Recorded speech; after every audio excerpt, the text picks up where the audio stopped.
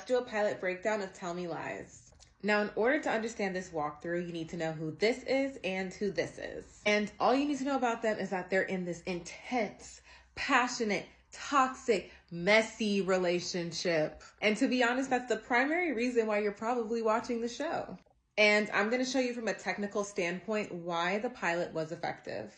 Now, this isn't a plot-heavy show, so it's not necessarily going to be that plot is driving us from scene to scene. It's more so a character-driven piece, so the flow from scene to scene is from an emotional perspective. So let's get into it. I'm gonna bring you closer to me and to the board. I have a previous video that breaks down the opening in greater detail, but the main thing that we need to know is that this is the first time that Lucy is seeing Steven in 4 years. Right? And from the opening, you get this sense that Lucy and Steven were in this messy, twisted, toxic relationship, like I said earlier. But the other piece of information that we get is that Lucy was hooked to it.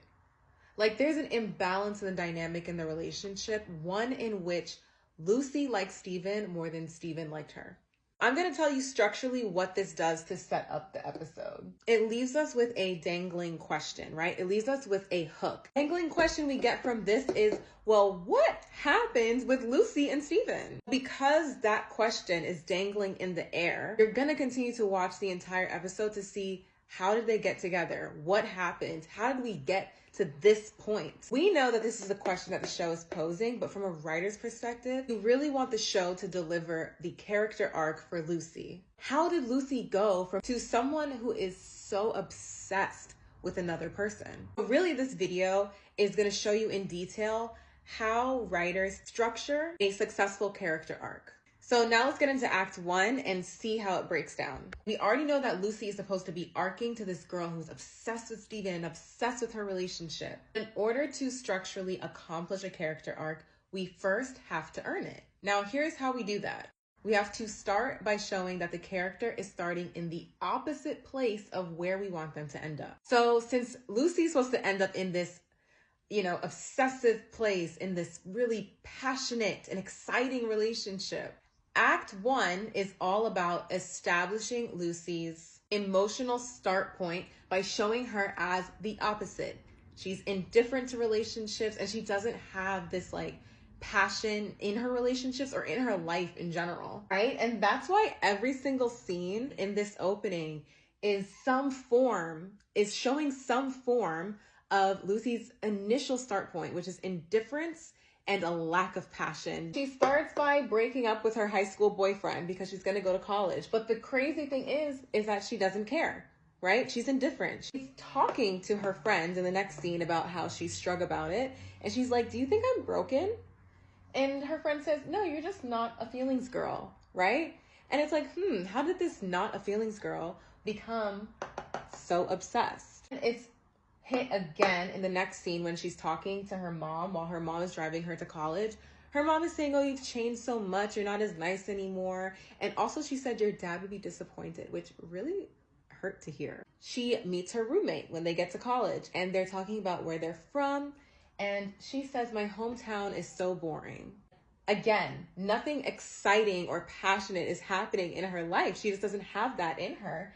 And then the last scene is before she goes to her first college party. She's talking to these friends and she says, I've never been excited about a guy, right? And this sums up where she is in the beginning of the pilot. So that's the first thing that you want to do when you're creating your character arc, is establish where they are now and make sure that it is the opposite of where you want them to end up. Now let's move into Act 2, where this is the first time that she meets Steven. So really this part of the pilot episode can really be broken down to this one beat, which is that Lucy meets Steven for the first time and she cuts that interaction short. And we're in the piece of the arc where step 1 was establishing what their current emotional state is.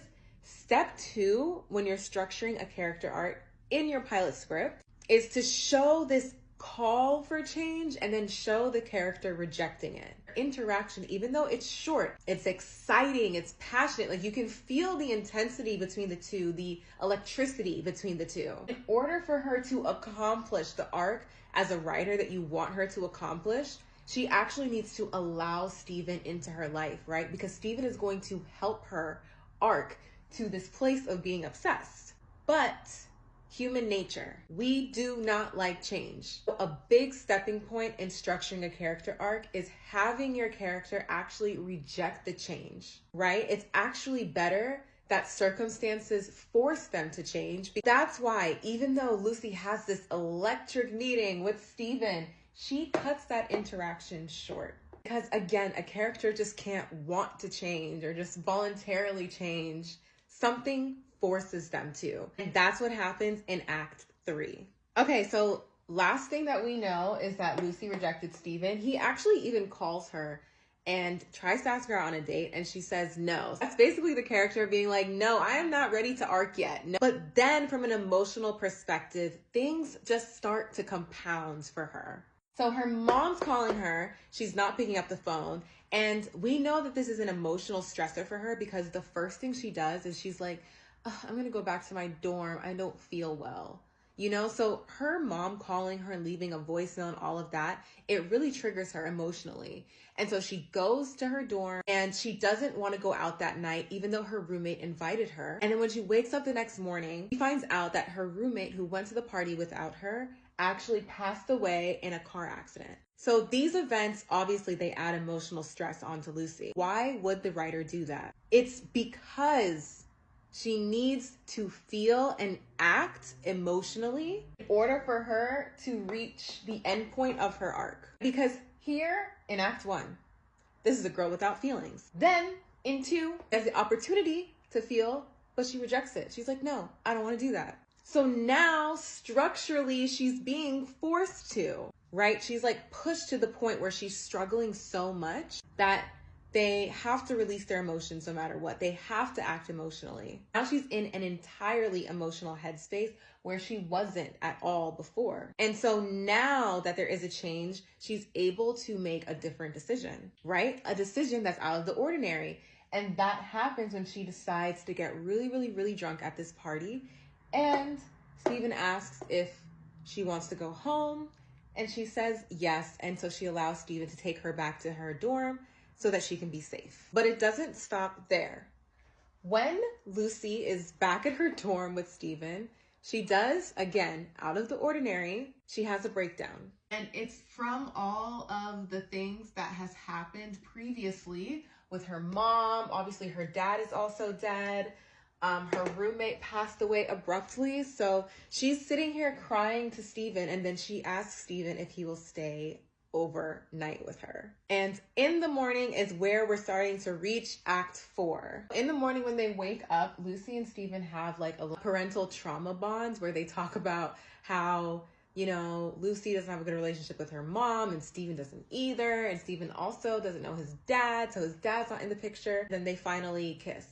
And the kiss is like their conversation back in Act 2. Like, it's electrifying, it's passionate, it looks like the opening. And then Lucy stops it and says, you can leave it here for today, you know, and he says, sure, he leaves.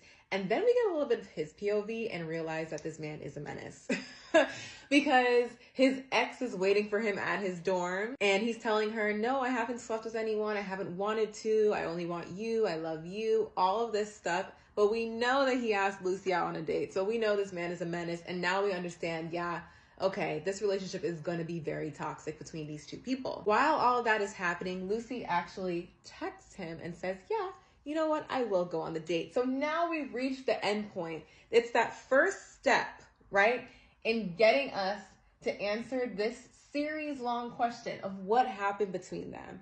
Obviously, if we're taking it back to the very beginning, we have to go to the point where they decide that they're going to go on a date. And it took all of this just to get Lucy to the emotional point where she would say yes to Steven. Now the show has successfully arced Lucy to the first step in that relationship that we know is going to grow into something messy and complicated and fun to watch. And now you also know how to build out your character arcs for your own pilot script.